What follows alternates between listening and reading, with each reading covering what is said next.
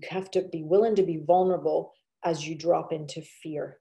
And fear is such a vital pathway to liberation, because if you're not willing to face fear and step out of your comfort zone and have beginner's mind, you're not going to get very far, because our programs they're controlling our mind, and they're all rooted in fear.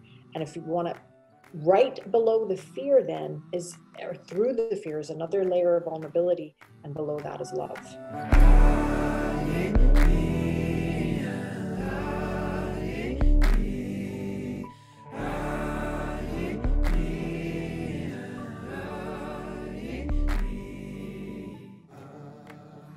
This is the Beware How show, mystic philosophy made practical. There are many paths up the mountain, and we're just pointing at a few of them.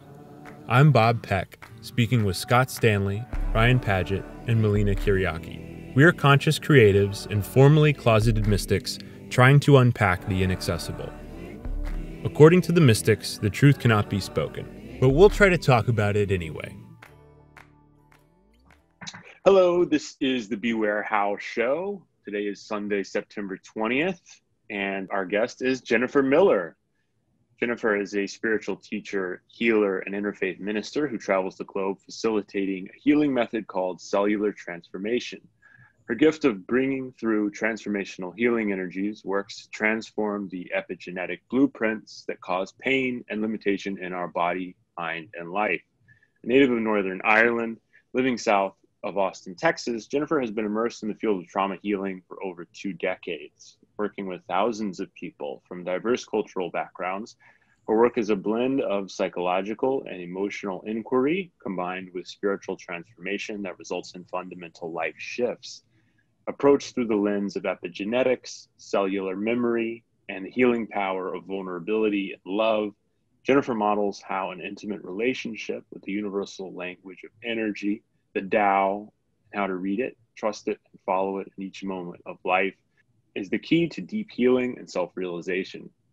Recognized widely as an exceptional mentor to healers and teachers of all ages, she touches many lives the world over. Jennifer, thank you so much for joining us. We are thrilled to have you. Likewise, my pleasure to be here. Mm-hmm. I want to talk a lot about cellular transformation and the work, kind of what it is, what it does. We definitely want to get into your, spiritual relationship with Ryan Padgett as a teacher healer, because it's been beautiful. It's been absolutely beautiful. And maybe I should just start by, with gratitude for, doing such incredible work with my brother, who really needed your help. And, yes, he did some work himself.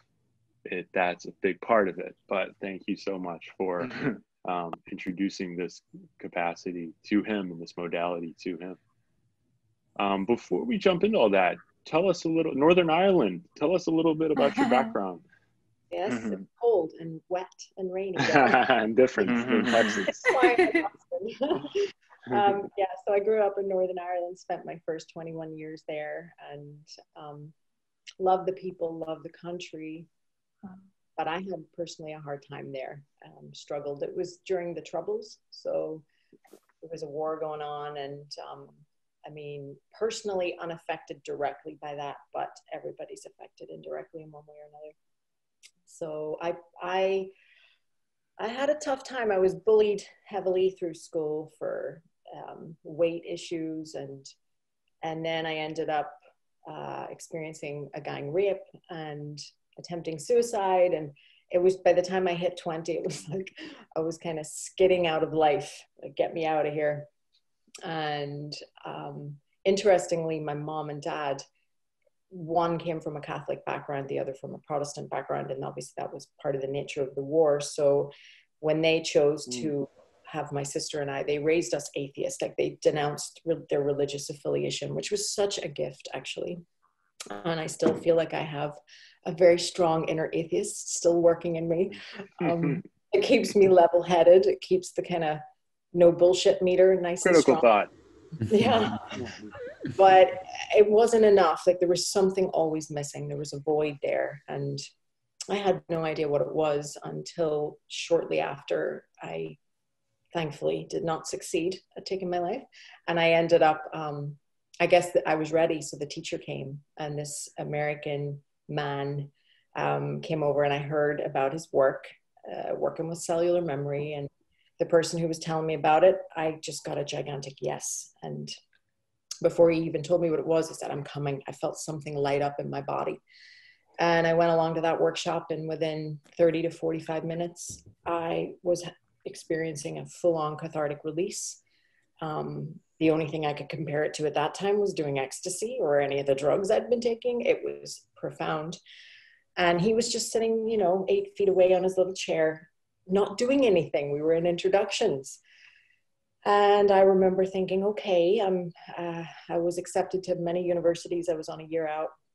I was definitely, on track to pursue the full-on academic career. And I realized, no, this is my university. I need to study how the universe works. And so I call it the universe's university. And that became my classroom. It's like, okay, I got a 6-month visa for the US. I sold everything I owned. I just gave it all up and headed over and followed my teacher around like a crazy person, and eventually moved in, eventually married him, eventually took over the global business. And yeah, it went international and got to go to many different countries and haven't looked back, really, obviously. Beautiful. Thanks so much for that context. And thank you for your vulnerability in the tough times of your past and the troubles. And this show talks a lot about comparative religion. So I have to just kind of mention, interestingly, how Protestant Catholic parents and the intermediary between them during that period. I mean, that the war was very much about those two sectarian differences. That's right. So fascinating that you were, on the front line, so to speak, of that. But thrilled that you came out of all of that and transformed through this work.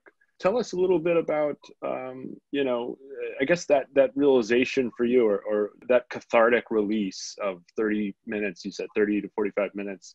Is that unique to your experience? Like, how common is having like such a breakthrough like that early? I mean, that seems pretty significant and early. Oh yeah, in my work in particular, you mean? Yes, ma'am. Yeah, pretty common. It depends on the uniqueness of the individual and their direct relationship with the universe. But I mean, ultimately, what's happening in the cellular transformation space is, having gone through the purification process myself for 16, 17 years with my teacher, sitting in what you would call like a very high transmission of light coming through. That light took my body through the transformational process, which really, the intelligence of it, for whatever reason, it penetrates the cells of the body and it starts to unravel and unlock whatever we're carrying that is not expanding energy. So if we're not in a process of expansion, which is just how, the nature of the universe, and we are wearing on the inside patterns of contraction, which is fear-based patterns, trauma, in other words. That light is going to inflate on the inside like an inflating balloon. It's going to push it all out in the open, which is also a Kundalini awakening process. It's a very traditional, ancient process of transformation. And having sat and committed to that process for so many years, letting it clear me, like clearing out the old closet of all the bits and pieces that don't fit anymore, I opened my own channel. So eventually, it was after about 12 and a half, 13 years of, just being a real hardcore committed student, that eventually something blew open inside, and that channel opened. And there's no marketing ever in our work. Like, we don't market, we don't push. It's all word of mouth. It's all done by invitation. So all of a sudden, then I was invited to go out and do workshops and do sessions with people, which is how we like it. That's how the universe works, on divine timing rather than our timing. So there's no pushing. It's not like the old world way, the old male way of pushing to make things happen out of your own strength. It's very much the feminine aspect of the universe, her intelligence. What country, what city, what people does she want to work with? Because it really has nothing to do with me. And so in the space itself, There's maybe a 30-45 minute initial opening of meditative music, spiritual music, just to bring that light through. And it starts cooking. It's kind of like a pressure cooker, and it starts working. The water starts bubbling exactly. to the top. I love that. Stirring the cauldron in the middle. Yeah. And before you know it, layers start coming to the surface. And it's kind of hard to comprehend intellectually because it very much is beneath the mind. And there's no pen and paper. There's no agenda. We have a couple of breaks in a day. There is a technique, which I'll talk about in a minute, but it's very basic. But in a nutshell, I'm teaching everyone, just as I have learned, how to listen to the Tao, how to listen to that intelligent energy field, which we also could call the feminine aspect of the universe, or the intuitive intelligence, and let it be the healer and the teacher in the space. It is the guide. And my job has been to learn how to follow it and read it and act on it. So when it's imprinting up through the body, okay, I trust this expansion or movement in me. And I learned in time that by doing that, which is really just learning how to step into my power, it's learning how to be the true Jennifer that I am in the world, and not hold back my light and my brilliance and my bigness and who I am, that you become a vehicle for the divine intelligence of the universe to work through you to touch other people. And that's when we're at our happiest. It doesn't matter what vehicle we're using, whether it's in the arts or business, it doesn't matter. But the art is being out of the way. How do I get out of the way so the Tao can flow through and do what it wants to do? So the life of service, right? And vesselhood. Pardon? Yeah. Vesselhood is the key. It sounds like we've talked a little bit about, I'm lucky enough to have a mentorship of an Apache shaman in my life. And a lot of what you're talking about, resonates from the aspect of, really the whole thing, from the aspect of like surrender and trust is something that he talks a lot about. And a lot of, I think perennial wisdom too, among like religious systems, the true message, if you will, of spirituality and of kind of the, getting beyond the dogmatic and institutional. But what you're talking about to me is right on, as far as kind of quieting and that analytical mind is the blocker, and that's what's preventing us from hearing the true and hearing the real underneath. And that's beautiful. The primary point, and then why I'm so grateful I found my teacher, because in a way, it was almost a unique form of a martial art in a spiritual sense, because we call the intellect lesser mind, and the dantian or the hara in your lower belly, just below your belly button, that's greater mind. And lesser mind is designed to interpret greater mind, not the other way around. It's not designed to run the show on its own. So it's one thing talking about that and understanding, okay, our intellect is designed to really back up our sixth sense. In a way, our five senses are the way we express the intelligence of the universe, the creative intelligence. But the thing is, it's one thing to understand that. Even the study of psychology, that's my background, is often, it's the study of emotions through the mind. But I found a classroom in life with my teacher where we were studying emotion and intuition through emotion, actually through feeling. So that's why there's not a lot of pen and paper. It's, we're going to get down and we're going to get dirty and we're going to get real, and we're going to get into the real feelings and learn how to read them and talk about them and work with them in a similar manner that you would academically, except you're doing it through the body. And that's the key, because you can't actually ever help another person. Well, you can only take them as far as you've gone yourself. And if you're, I've met people in India that have memorized the Bhagavad Gita. We can do a lot to pipe up and strengthen our mind, but it's what we do through the body. I've learned it's what we let experiential. Yes, at the cellular level, that whether you're speaking to another person or not, they're going to receive that through osmosis around you. That structure that you built in your life. Well said.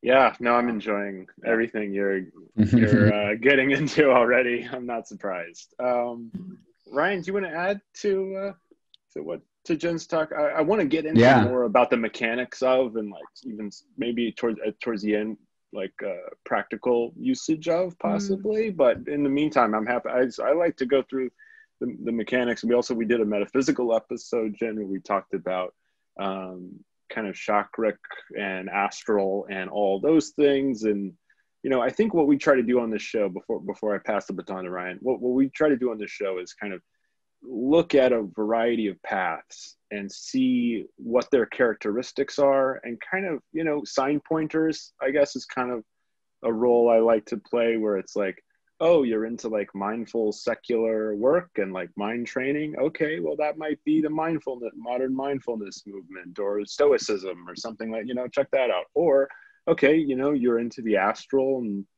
chakric, and you read astrology, things like that. Okay, well, Yogananda might be an interesting read for you, and kind of assessing a variety of ways up the mountain, so to speak, because there's only one summit, but there's many paths. And so, that's what we try to discuss and go through and examine.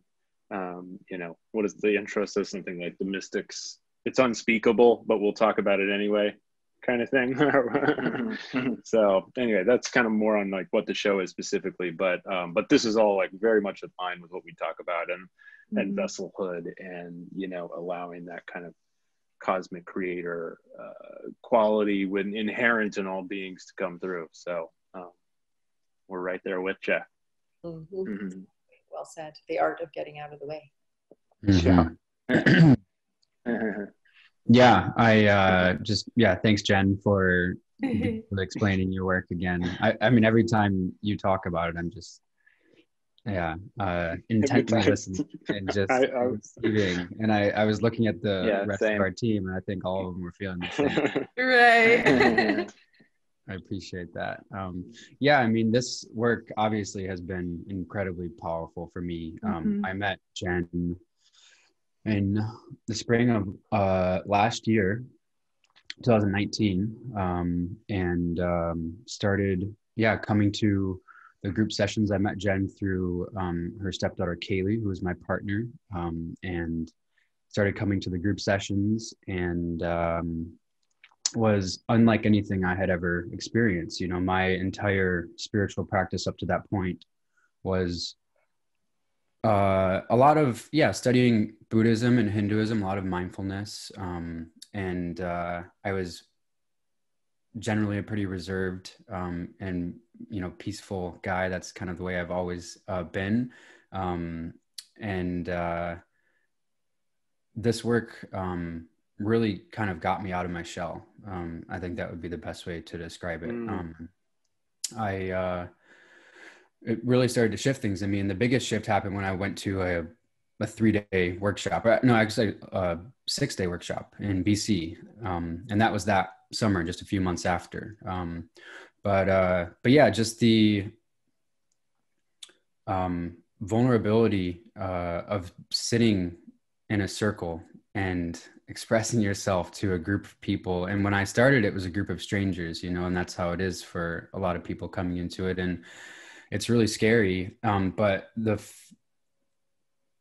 connection I was feeling immediately just through that process of sharing in a circle was unlike anything I had experienced before. It like really breaks you down pretty quickly. It allows you to really bring down the walls really quickly, especially when you're encouraged and supported and loved by a group of people in a space like that. And I had a really big breakthrough at the first workshop. And Jen and Kaylee were both right there, just really helping me, addressing me, honestly, just giving me the hard truth about the patterns that they were seeing in me, which was difficult to hear, but I trusted them, and I trusted what they were saying. And yeah, I really learned how to, I mean, the biggest the biggest healing for me was really learning how to, as Jen said earlier, is like step into my power and trust myself and speak my truth and not be afraid of clean anger. That was one of the biggest moments for me. Studying, Buddhism and mindfulness, I just had it ingrained in my head that anger was never the answer.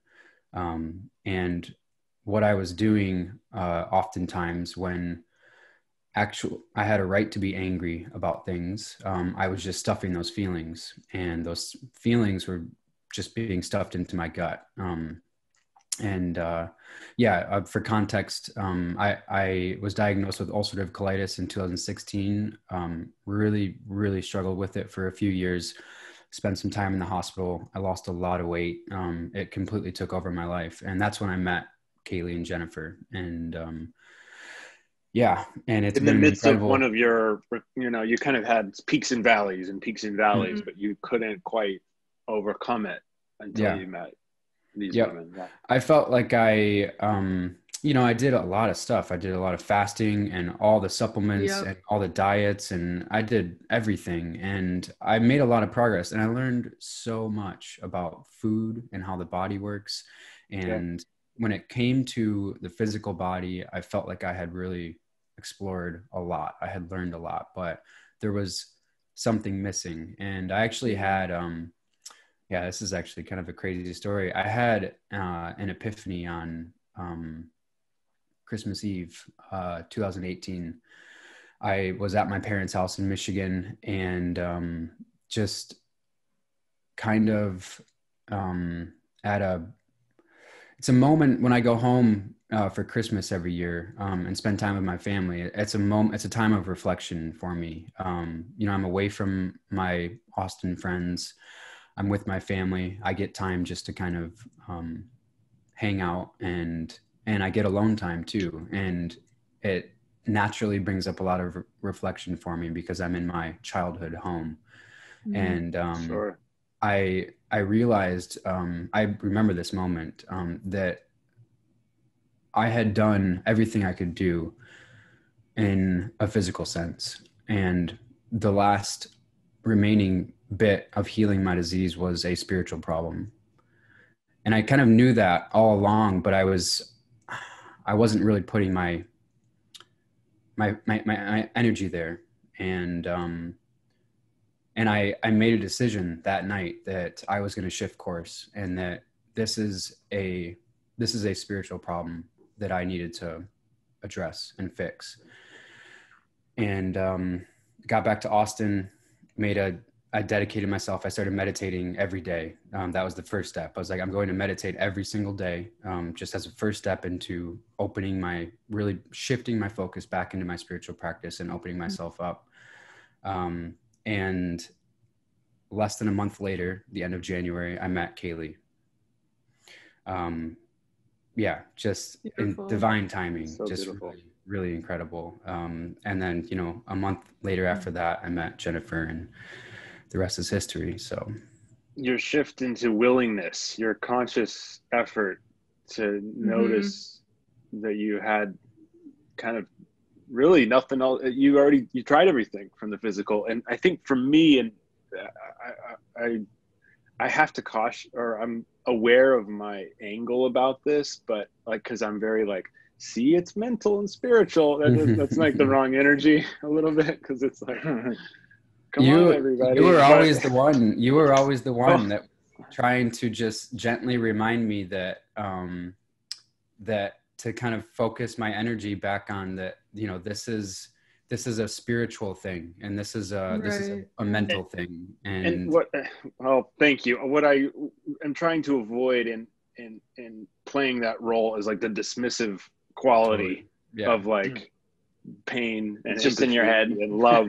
Get over it. It's just in your head, buddy. Exactly. I'll tell you, I remember those moments, and there was, I'd say about 1/3 of me maybe half of me was angry at you for saying I'm it. Because sure. I was like, you have no idea what I'm going And through. well deserved. Like, you have no idea Totally. how much pain I'm going through. And also, then I the was still other- drinking, and you're not. Right, yeah. And then the other 2/3 and half of me was like, he's right. I know he's right. And so I really appreciate that. Well, isn't it interesting though too that what you say is a spiritual problem is actually a power problem? It was what was revealed as it's a power problem. Totally. In other words, pain was actually an opportunity. The wisdom within the pain revealed the opportunity for you to step into your power. And you healed, Ryan, by healing a split, a very deep split from the natural flow or river of power moving through your body, river of energy, which is just love, ultimately. It just has many faces. And the face that was being discriminated against in your psyche was anger and bottom line truth. And for me personally, I had eating disorder, still have here and there, but it fundamentally healed a massive chunk of it in my 20s. And I too experienced profound transformation with that when my teacher, who was a no bullshit, get to the bottom line kind of guy. I had seen many therapists. I'd tried all kinds of modalities. I'd tried meditating. None of it was going to touch the Everest of trauma that I had in my body. I needed something that was a fire hose that was going to really blow it apart. And it was his truth, not only his gift. Yes, the gift of bringing through light. Absolutely. But where did that come from? How did he actually open his channel in the first place? It was by learning how to trust his power, which is the chi moving through the body, and fearlessly express it in the world. So I learned how to speak my truth at a very profound level in places that would scare the bejesus out of anybody and make you want to hide and run. And that was a massive part of my transformation. And as I did that, I also started toning the muscle of intuitive clarity, because the more you trust the universe moving through you, the more toned that muscle gets, and you become more perceptive and much more aware. So then you're not at the mercy of the conditioning and programming that's always pulling and hooking you outside externally. You're more in alignment with what's going on inside of you, and are looking always in. I'm always teaching about, you gotta have one eye and one ear, always on your dantian, on the hub of what God's mouthpiece in your body. What is it saying all the time? What am I feeling all the time? When this person's speaking to me, am I getting disconnected? Am I feeling uncomfortable, irritated? Because you can't always trust what a person's saying. You know, we're operating out of ego and trauma a lot. And you want to learn to read the energy that's underneath. So when I met you, Ryan, you're a beautiful, sweet, gentle soul, and, you know, ticking all the boxes of Mr. Perfect in that way. But at the body level, what I picked up immediately was the split from the lower half of your body. You weren't connected to it. So there was a performance going on of, well, I'll get love if I behave this way and interact with my world this way. And it's gotten me this far, pat myself in the back, well done.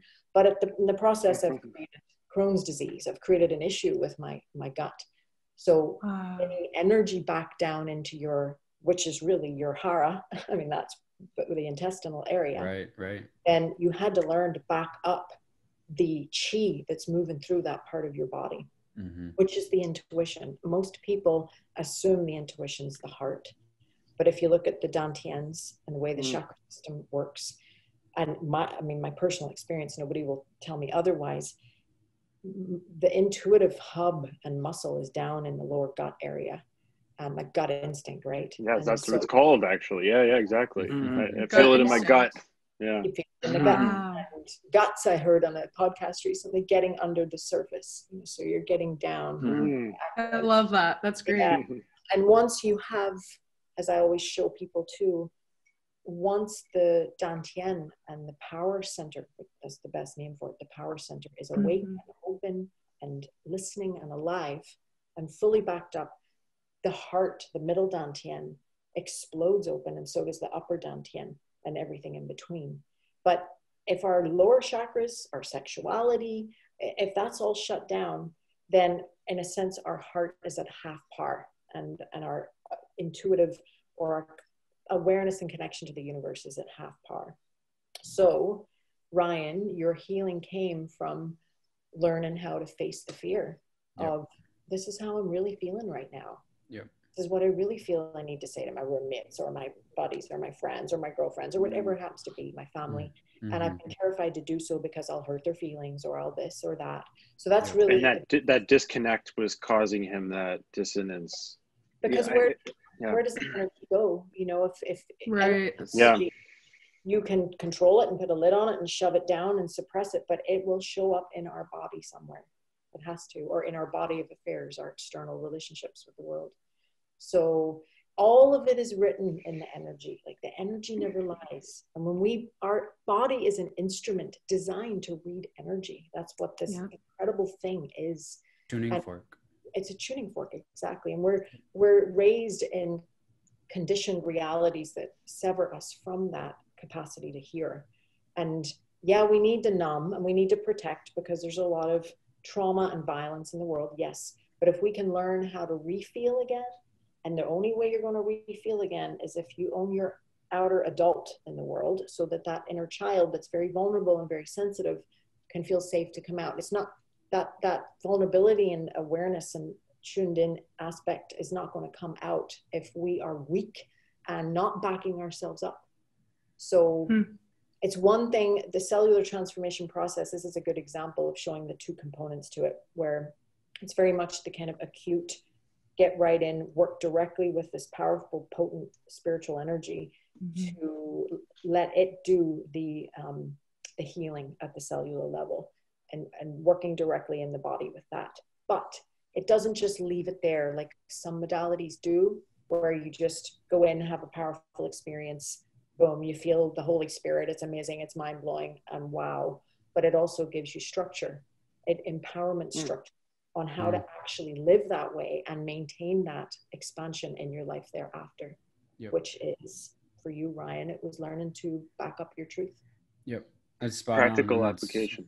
And that's true. And I can't tell you how many times since last summer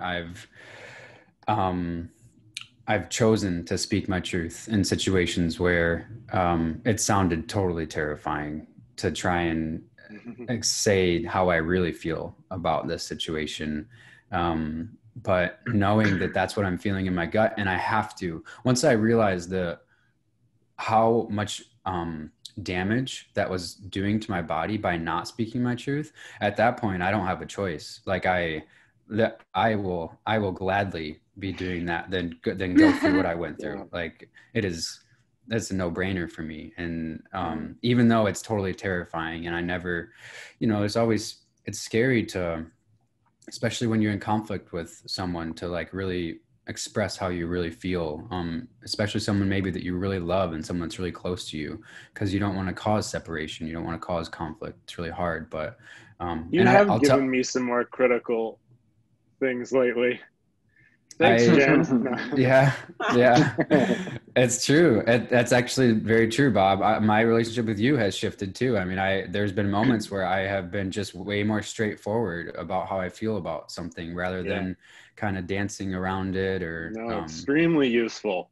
Believe me, I think that's extremely useful. And I mean, my two things I would want to say to that is, one is, Jen, I think the endorsement from Ryan, pretty much the first thing that he'll say or has said about either telling me or when I hear him tell other people, your fearlessness of the truth and like directness and like the power in that is like, that's like the number one descriptor kind of that he uses about your work and your teaching.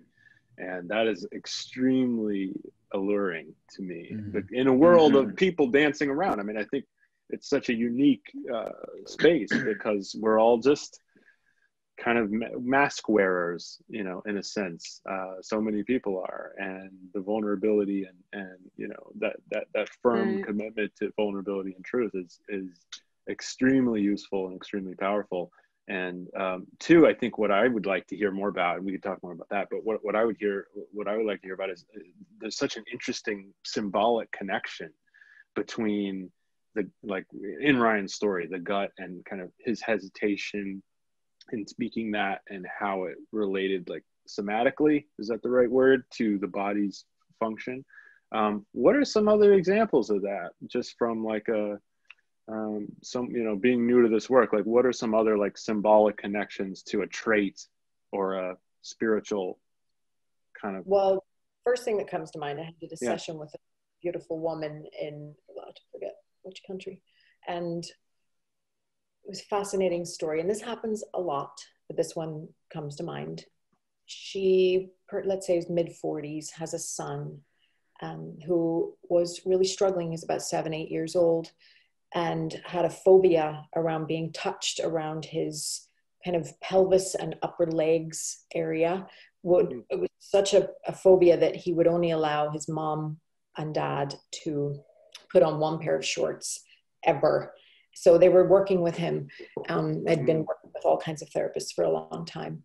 And she brought that story in initially, and then I just continued working with her. And as we went down through her history of growing up in Europe and attending a Catholic school run by nuns, and how it unraveled the story, the narrative of where, as a child, she was scolded in class for getting something wrong. And the teacher, the nun, made her come and stand up on a wooden box. And I guess she whipped her with a ruler or something across her bum and thighs and leg area. And as we were processing through and that story was unraveling from her history, she started shaking and releasing, and we saw the connection with her son. Wow. Taken that trauma in through her body, because all the areas that she was beaten and so horrifically shamed, I mean, in front of the class, you know, a horrible situation, and how that kind of skipped her consciousness in a sense and went down to her son. So within a few weeks thereafter, as she got in touch with the emotional aspect of it and released that, then lo and behold, he started to heal and soften and let go. So that is very common, very, very common. And I was telling my dad recently when I was home how what I have learned in working with thousands of people with all kinds of traumas, that the universe will ask the right questions. It's like that process of inquiry I was talking about. It's like, okay, I will ask questions to, like, it's almost like following the bouncing ball of where the expansion of energy wants me to go with the client, so that I peel back all the curtains and I'm getting down to what is that origin story? What's that the creation myth of the trauma, so to speak? Sure. And get down to that point, and we'll always find it. And there's something being held in there, and it's always a trauma created by something in your external environment taking your power away, period, end of story. Whether you're 2 years old or you're in the womb, or it doesn't matter what it is, sitting around a dinner table and your father screams at you, sexual abuse, doesn't matter what it is, it's a story, a human story that was written into the cells of our being. And I feel that when the purpose of the intelligence of the universe is to work with us to get in and unravel those stories. And it's like pulling on thread on a spool, and eventually you get down to the bottom, and then you want to rewrite that story. And rewriting that story is the empowerment piece of owning what would you have said at 3 years old if you were in your power. What action would you have taken then? And let that fill the cells of your body. And that's where beautiful. Huge a clearing and a rewriting, and yes, it's emotional. Wow. We are made up of the human story. That's where it all originates from. Very interesting story. Thank you so much for that, because that opens up many possibilities we could go into. I mean, I think subconscious carrying, you know, is every human probably, like, I feel like that's a civilization. We're just afflicted with everyone's just carrying around our subconscious generational like trauma traumas, and generational. Yeah. All the generations, I mean, the tying to previous ancestor, that's very interesting also. Yeah. Oh yeah. Well, you really see that when you work in different countries, like working in Germany and all the done so much work with the war and how that still lives on in our body today. It is Ireland with the Catholic Church and the British. I mean, I've worked in so many countries. They all have their own unique flavor. What's personal trauma turns out, once you peel back the first layers after a few days of a workshop, it starts to become collective trauma. We start to get into the history of the country, the history of the continent, like what's happened, and realizing, oh my goodness, this pain in my left leg, the shame that I feel deep in my core actually is connected to something that may have happened 300-400 years ago that I had no idea about. So fascinating. When you were explaining that aspect in another interview that I listened to, because I prepared, well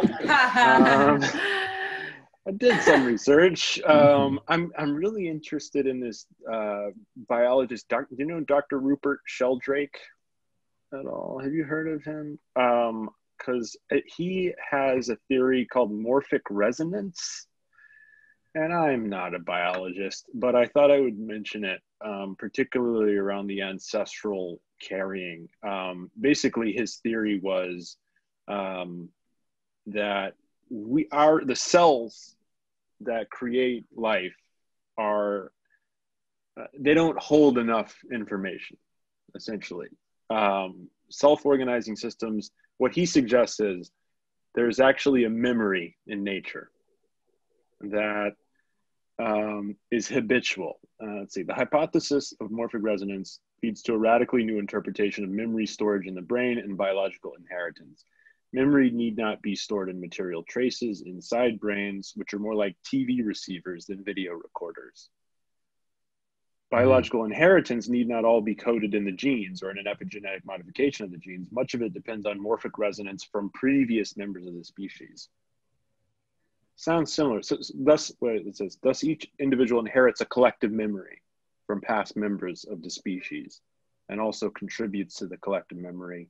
A couple of zygotes in the egg fertilized by a sperm cell, there's a lot of development that comes out of that. We have eyes and respiratory systems and touch, and it's a very advanced unflowering, and that's true for all cells, right? I mean, the seed of an oak tree that carries the information for bark creation and all height and altitude. There's just a lot of complex systems that come out of not much information. And so he's suggesting that it sounds similar to me. It might be a parallel in that the generational transference of information. The way I look at it is we are evolution. I mean, how can you not? How can you be separate process of evolution? It's an intelligent process, and we are that. But what I've learned is that through time, what expands us is evolving, right? We're evolving all the time in nature of what is good and what serves us. And we're also experiencing a process of evolution in what contracts us. That's the fear-based element. So the trauma of wars from generations past, all of that collective trauma accumulates and culminates and keeps evolving itself as well. And we want to take the time in our lives to access what is working inside of us that's creating contraction, so that we can learn how to alchemize it and get on track with what expands us. Because then life is much easier, much, much easier. So you can't escape or deny the intelligence. You say we speak of what we can't speak of. I mean, the nature of this podcast, it's what the Tao is pointing to. It's so profoundly intelligent. We're fools to even try to think about it and figure it out. Better to get out of its way. Just get out of its way and learn how to work with it directly. That's the philosophy of my life. How can I serve you, Great Spirit? I call it the Great Spirit because my teacher did. But divine intelligence, universe, Tao, whatever you want to call it. How can I get out of the way and serve you? What does that look like? Remove our own obstacles, remove our own self-limitations that prevent that transmission. Absolutely. Because in a workshop, I mean, Ryan will attest to this, in a workshop, you witness things unraveling, and the synchronicity of how one person's release or healing then triggers people, and how it unravels. I used to honestly sit back. I wish I had popcorn, because I'd just be sitting there going, what orchestrating this? This is profound. Sure. That's what I fell in love with. And I was, like I said, I was atheist. So when I went to my first workshop, I thought, this is like a big physics experiment. Like, what is going on? And it happened to be this having language that was divine and holy, but ultimately to me, it could have been a science experiment. It was the same thing. Isn't that weird how there's coincidences in every workshop, just randomly? Like how many dozen times, it's like, no, it's was it the 20th time that you saw it unravel? Like how many does it take for a skeptic to like open up to the higher possibility of that kind of energy? I love it. I love it when skeptics come to workshops. I just, I'm just like, here we too go. Juicy, too powerful. Yeah, and you realize that there is just something so much bigger than us orchestrating the whole thing. Absolutely. We can learn how to develop a relationship with that greater intelligence. We are light years ahead of whatever aspect of us that was trying to control it. So we get in trouble when we try to actually think, I'm in charge and I can run the show here. And that's when we suffer. I mean, to me, that's the nature of dukkha right there. So there's an interesting duality too, and I'm happy to. I feel like I'm blabbing the whole show, and I want to let my co-panelists add to the conversation. But I'm just transfixed by Jennifer, and I'm caffeinated. But it seems like there's an interesting duality to stepping into the power and also surrendering to. I think to somebody that might be new to spiritual material, that kind of psychological duality, really, I guess is what it is, juxtaposition of, I think we associate in kind of the materialist West, we say strength is taking, or power is kind of that conscious decision making or, forcefulness that, whereas what sounds like what we're talking about is not quite that. The strength is in the surrender almost. Right, the vulnerability is the strength, right? Right. Vulnerability is your greatest power. It's one of the fundamental teachings of this work, and any work really that's doing good. Vulnerability is the key to transformation, always. And vulnerability is not being shaky, quivering, tender, reserved, introverted. No, vulnerability can also be screaming at the top of your lungs in holy fury at an atrocity that's happened. And vulnerability is this place of surrender and a death of control that takes place in the psyche and in the mind. And when you fall down and you face that fear of something dying inside of you, your ego, your shell, your protection mechanism, and it melts and falls away, then whatever emotion on the emotional spectrum that pierces through that, doesn't matter what it is, then it has vulnerability behind it, which means it's connected to the universe, which means there's love in it and it's going to expand everybody. And that's what we mean by clean anger. And even when we were talking about truth speaking earlier, it's very important to note that it's not an arrogant, self-righteous, I'm going to speak my truth because I'm right. It's very much, it's conscious communication. In other words, it's got to come from your dantian. It's got to come from your power center, which means it's vulnerable and raw, and it's not arrogant it's the opposite of arrogance. And that place is, we all want to be there, but we've all been traumatized away from it. So we've learned to toughen up and tighten up and communicate from a place of protection, basically. But there's only so much light can come through our body and our sharing and our creativity when we have all those stop shorts or those blocks in there. So vulnerability is a huge part. And right next to vulnerability is having the courage to face fear.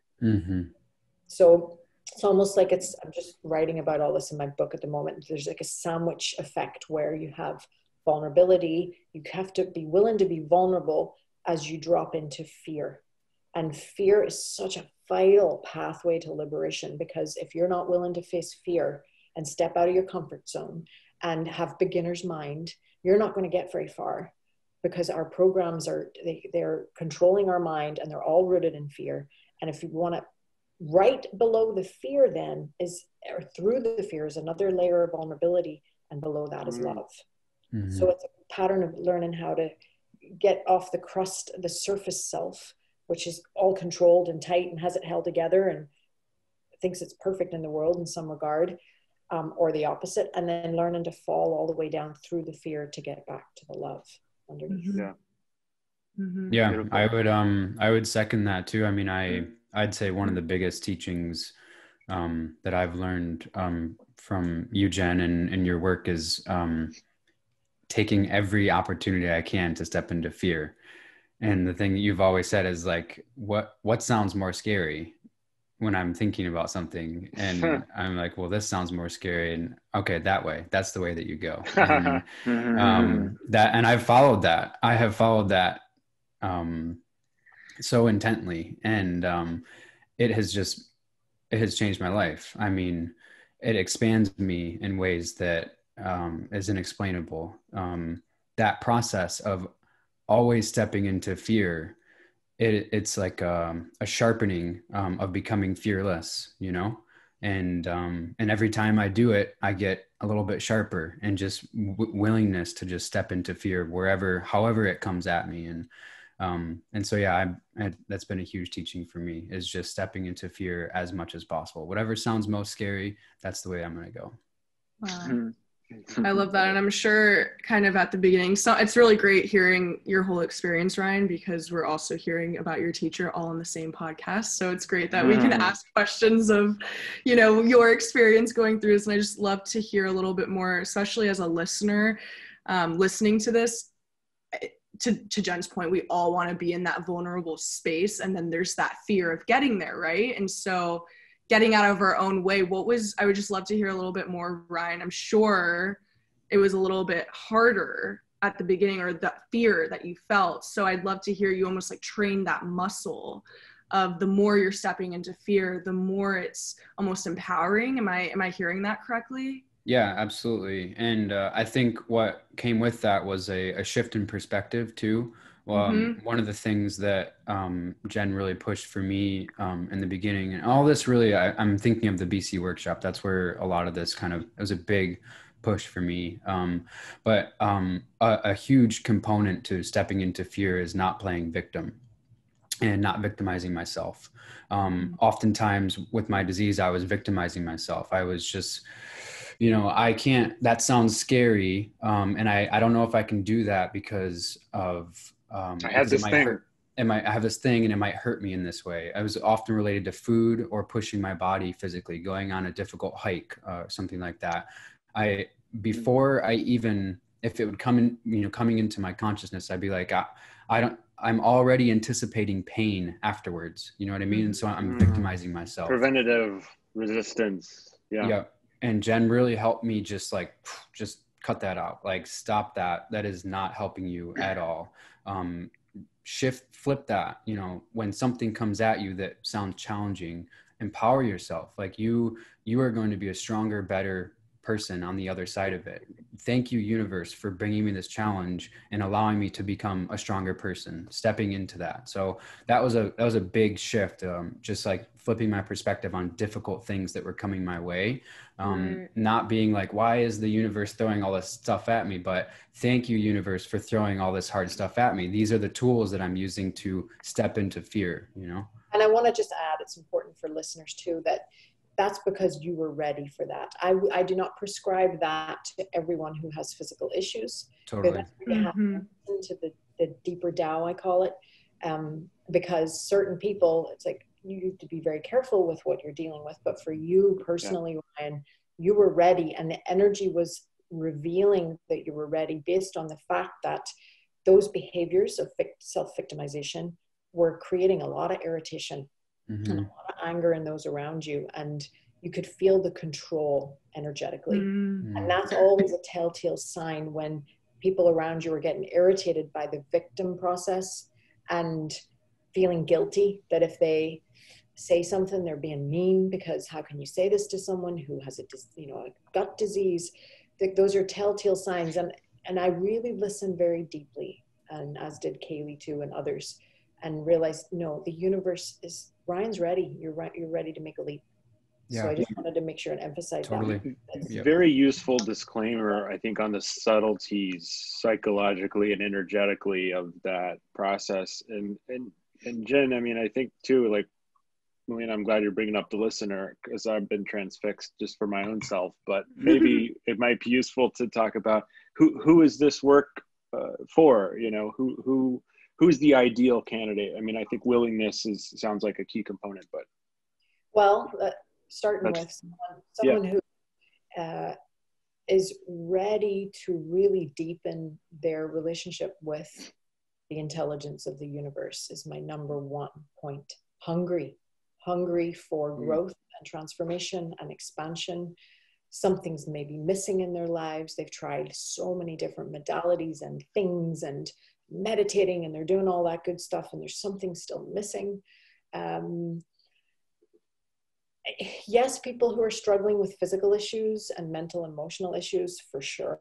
I get a lot of that. But the ones who really stick and make it a lifestyle are people who are ready to let go of the old world way of being and step out into aliveness and developing a relationship with themselves and stepping into their own power and whatever your purpose is. If you're hungry to find your purpose in life and want it to have something to do with service and getting out of the way, then this is a really great lifestyle. It's a way of learning how to serve the divine ultimately in all things. You know? Wow. Yeah, I feel like oh, go ahead, Scott. Yeah, I was gonna say, I feel like I'm just taking a lot of notes right now as this outsider.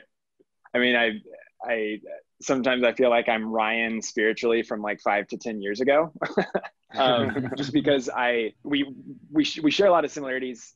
You know, we're both pretty mild mannered guys. You know, we're like, I remember as a kid, people being like, you know, how do you do it? How are you so like relaxed and laid back all the time? And I do genuinely feel that way most of the time. But as I've gotten older, I've like learned new things about myself, about my family, about like family trauma. Like I knew of one of them, but I discovered of more, you know, like family trauma that I didn't know about. And so I'm processing a lot of it as I go and trying to step into things that, you know, are naturally I'm afraid of or that make me vulnerable, such as talking on this podcast right now. Like it was kind of hard to do that at first. And I felt better after I started doing it. But I just, and you know, surprise, surprise, I've had digestion issues for years. And it really came to a head a few years ago. And, you know, I did it the same as Ryan, went through all kinds of, you know, physical diet, supplement, blah, blah, blah, all that stuff. And it helped, but it didn't solve the problem. You know, like I use medicine to keep it under control and, you know, things like that. So, I guess all that to say, I'm just like, I'm, you know, an excellent candidate for this.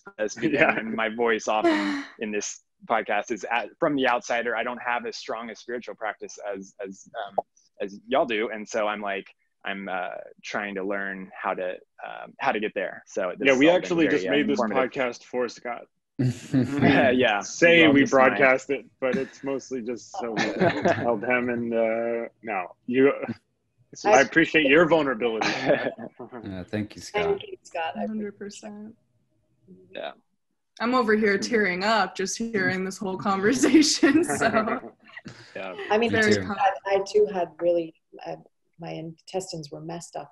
I started making myself sick at 13 and went through hell with eating disorders, and all through my 20s was eliminating gluten and dairy and caffeine and sugar and going raw, and I tried everything under the sun. And I do think that once we start getting on the path, so there's very much the physical, right? That's the bricks and mortar of our being, very much has to be cleaned out. And I guess for me, the physical was great and important and really helped, but it was the continuing to thaw, continuing to go down emotional layer, into the spiritual core, that's where I found my power. It's where I found my gifts, basically. Yeah. Beautiful. Yeah. I tend to rely on the intellect a lot for things like these. And I've always treasured that, and I still do, but I maybe in the last year have realized that, and I think Bob says it sometimes, I don't know where it comes from, but it's like the intellect is a wonderful servant and a terrible master. And so I'm trying to keep that in mind. And earlier in the year, I just wrote something down on a piece of paper that ended up using for some music, but it was just the line, I've been afraid of what I think of for my whole life. I've been afraid of like what's inside me. And so that's, I think I'm just now getting to those kinds of realizations, I guess. And thank you for sharing that. And I think that's right on. And what I feel for you too, and many like you, is that intellect and holding on to that world of intellect can often be, like for you, I feel you're a very vulnerable person and a very loving person. And that just emanates off of you very clearly. And the kind of sanctuary of the mind can also be a safe haven in a world that just doesn't quite know how to relate to that fully. So I suspect that for you, as you keep deepening onto your path and unraveling, that you'll not have to depend upon that intellectual sanctuary as much as when you start creating a world around you that can meet you fully in that tenderness and that openness, really. Do you guys agree? Absolutely. Yeah, absolutely. The balance between those two worlds. Yeah, it's a Ramakrishna quote, by the way. It's a Hindu guru. Okay. We're just I just parrot Hindu gurus. I have very few original thoughts.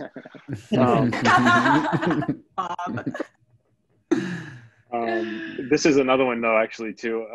Sri Ramana says, let what comes come, let what goes go, find out what remains. That's one of the best.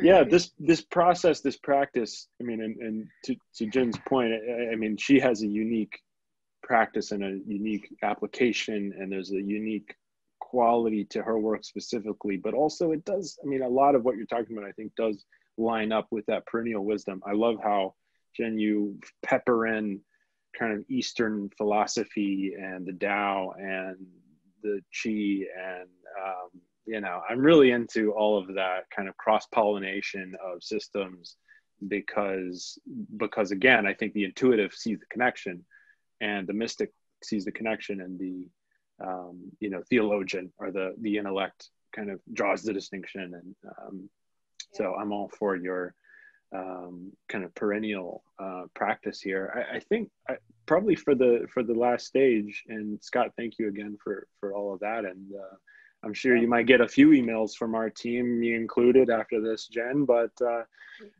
what I would just say, kind of on the third act of the episode, would be you know, practical use. You know, how would you point? Maybe you can talk about the workshop, but even also just, is it possible to do this? Is it required to be done in one of these workshops? Tell people kind of what that process is. Well, the learning of the process itself comes through, obviously, experience and osmosis. And well, I want to point to the technique I mentioned earlier, the practical aspect of it. The only technique portion of it is I have everybody follow me in words out loud. So because I have trained myself to be quite psychic and very intuitive, I'm reading the energy on everybody's behalf as everyone's learning how to do that themselves. And I will have you all follow me out loud in words as we talk directly to the universe itself. So from the moment you sit in that space until you leave, you are in a space where you're reconditioning the cells of your body and your brain and your neural pathways to always default to the universe. Default to this greater intelligence that we all have access to. And you're building a relationship with it all the time. And it's that relationship, which I call the divine love affair, that as that strengthens, it automatically opens your channel, and that energy, that love, and it's just love. I mean, the simple way of putting it is just love pours into and satiates and fills your cells and will take you on its own unique transformational process in your life.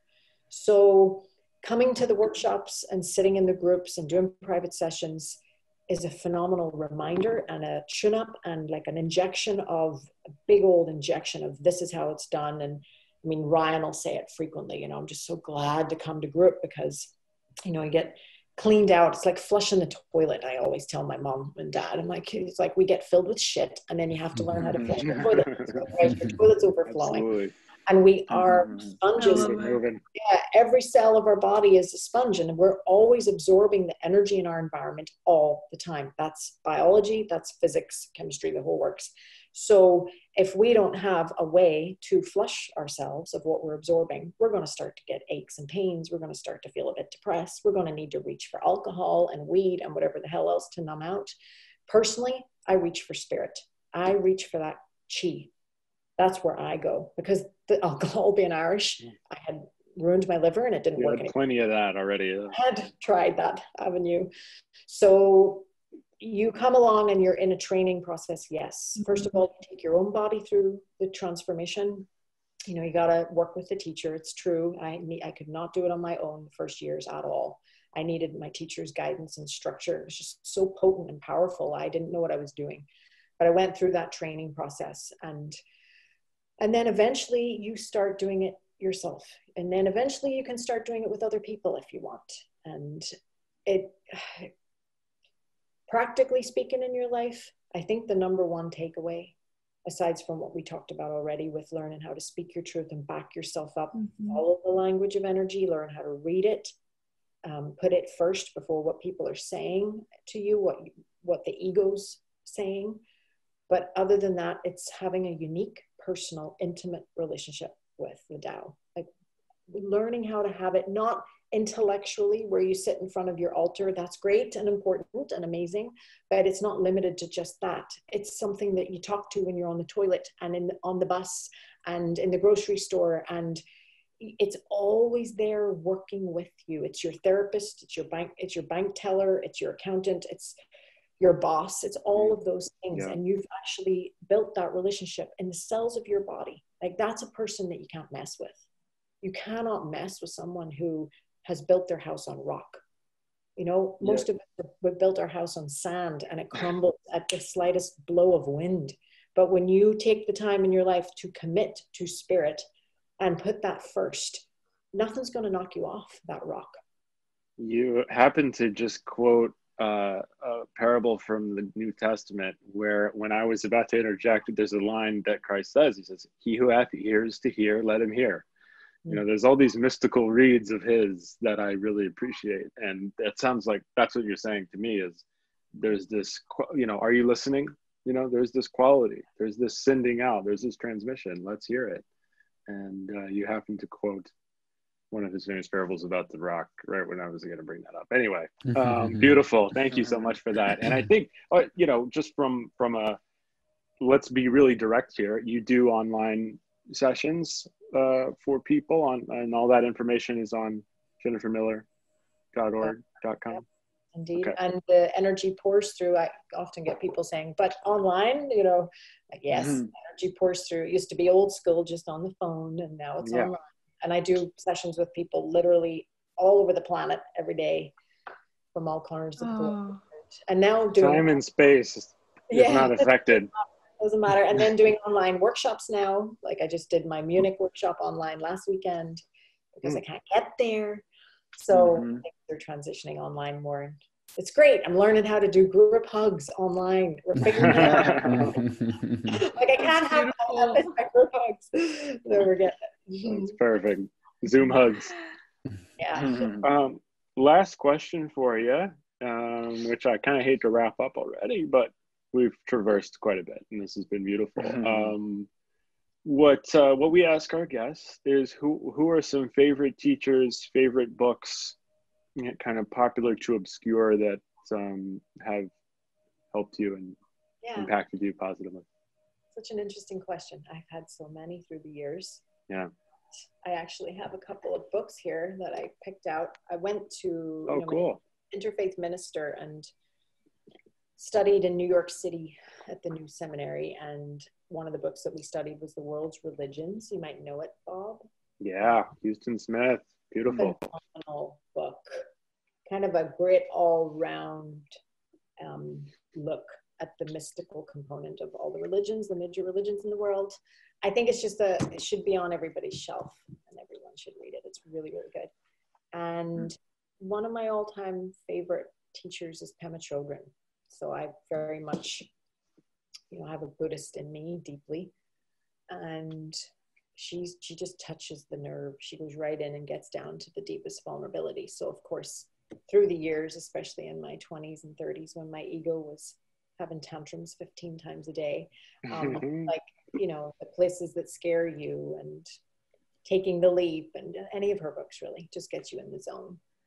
And there's one teacher who I just recently found on a podcast, and his name is Michael Meade, M-E-A-D-E. He's of Irish descent. He lives in the US. He's a professor of anthropology, Jungian psychology, and mythology. And he is amazing. His website is mosaicvoices.org. And just look him up. I've only just started investigating him, but he weaves ancient myth in with Jungian psychology and relates it to what's happening today on Earth. So some of the stories he's telling through creation myths, and he's very much passionate. Joseph Campbell. Yes, although he has a lot of that too. Yeah. The genius, the inner genius, and how we all have one and how to access it, and also rites of passage, and how our modern culture is really devoid of initiatory rites of passage, but yet we're going through them anyway. And so he really shows comparison in history to what we're going through now with Black Lives Matter and the political situation, etc. So Michael Meade, beautiful man, 70s, very wise soul. Yeah. Fantastic. Thank you you so sharing much. That. Yeah, those are great recs. A couple things I just wanted to mention too before we wrap up. I realized that some of our listeners probably weren't aware. I've talked about it in the past, but I was diagnosed in 2016 with my disease. As of Thanksgiving last year, I've been in complete remission after spending about 6 months working with Jennifer.